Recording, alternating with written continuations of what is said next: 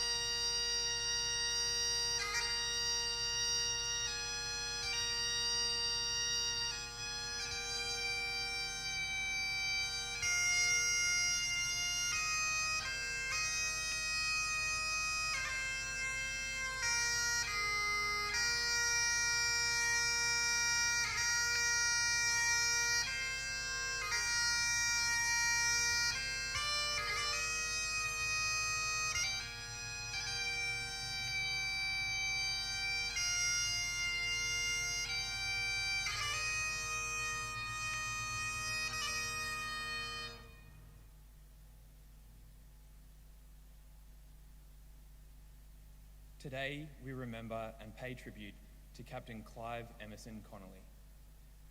Clive Connelly was born on the 29th of May, 1885, the eldest of 3 children born to Jefferson and Frances Connelly of Bendigo, Victoria. Clive's father was a prominent lawyer in Bendigo, as well as the city's first locally born mayor. Clive's father died unexpectedly in 1892, when Clive was 7 years old. Clive and his younger brother Eric followed closely in their father's footsteps, both in their choice of law as a profession and in their close association with the military. Clive Connelly was educated at Bendigo Grammar School and Carlton Grammar School, and went on to become a barrister and solicitor in Bendigo. He was a prominent member of the Sandhurst Rowing Club and, like his father, was president of the local branch of the Australian Natives Association. In 1911, he married Vivian Jackson, and the following year, their only child, Jeff, was born.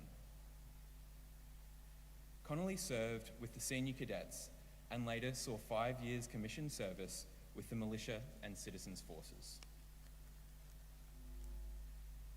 Clive Connelly enlisted in the Australian Imperial Force shortly after the outbreak of war in 1914. He and his brother left Australia later that year as commissioned officers. Clive as a captain with the 14th Battalion and Eric as a second lieutenant with the 7th Battalion. The 14th Battalion began landing on Gallipoli on the evening of the 25th of April, 1915. Clive Connelly was the battalion transport officer and was responsible for getting his men into the boats to row ashore and taking the wounded on board from the returning boats. He carried on doing this all night before going ashore with the last boatload of the 14th Battalion. He wrote, "It was sad and a great shock, and came as a great shock to see so many wounded, but by gum, the behaviour of the wounded made you proud to be Australian. Groaning was scarcely ever heard, and the men gave mighty little display of the suffering that was going on." Connelly was sent forward to help establish the perimeter in the days that followed the landing. About a week later, he was in the forward line with Major Steele, who was keen to conduct a bayonet charge to clear a trench of what he thought was the Turkish garrison. Connelly went forward to have a look at the objective himself and heard from an officer that the trench to be charged was either occupied by New Zealanders or unoccupied. After hearing Steele say, "Get ready to charge," he came running to stop him. The men were in the trench with their bayonets fixed, and Connelly landed on a bayonet as he entered the trench. The bayonet went through his leg at the knee, and Connelly was forced to alternately slide down the hill and hobble towards the dressing station. Although he tried to avoid evacuation, his wound was too severe, and he was sent to Egypt to recover. Clive wrote home to tell his story, concluding his letter by saying, "I am glad I am here doing my insignificant bit, but I cannot say that I shall be sorry when the job is successfully finished." Eric Connelly had also been wounded shortly after the landing, and the brothers were able to see each other while recovering in Cairo. 3 days after his return to Gallipoli in late August, Captain Clive Connelly became a member of the party assigned to the attack on Hill 60.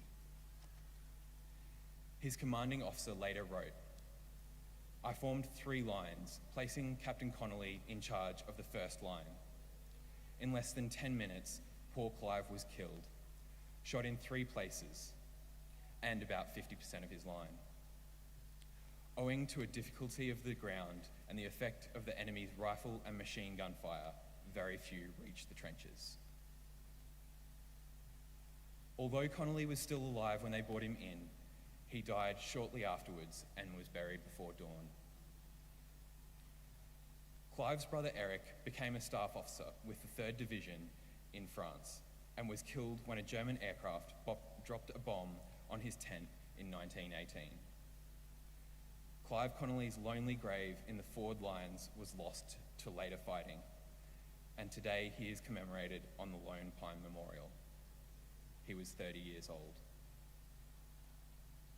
His name is listed on the Roll of Honour to my right, among almost 62,000 Australians who died while serving in the First World War.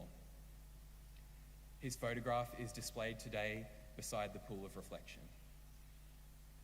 This is but one of the many stories of service and sacrifice told here at the Australian War Memorial. We now remember Captain Clive Emerson Connelly, who gave his life for us, for our freedom, and in the hope of a better world.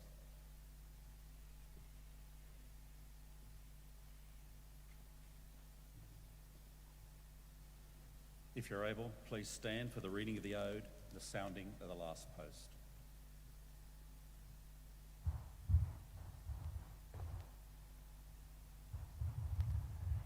They shall grow not old as we that are left grow old. Age shall not weary them, nor the years condemn. At the going down of the sun and in the morning, we will remember them. We will remember them.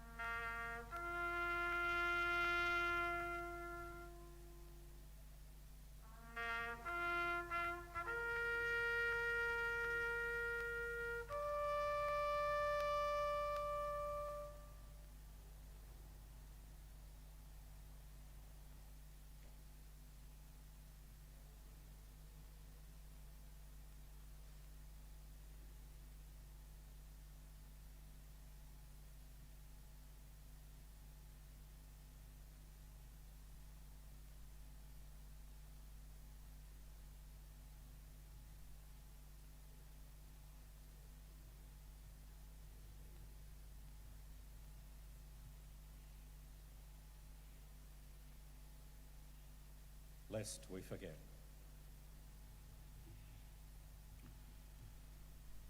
We leave you this evening with the words of the memorial's founder, Charles Bean. Many a man lying out there at Poziere or in the low scrub at Gallipoli, with his poor, tired senses barely working through the fever of his brain, has thought in his last moments, well, it's over. But in Australia, they will be proud of this. Ladies and gentlemen, girls and boys, that concludes this evening's last post ceremony. We thank you for visiting the Australian War Memorial and wish you all a very good evening. Thank you.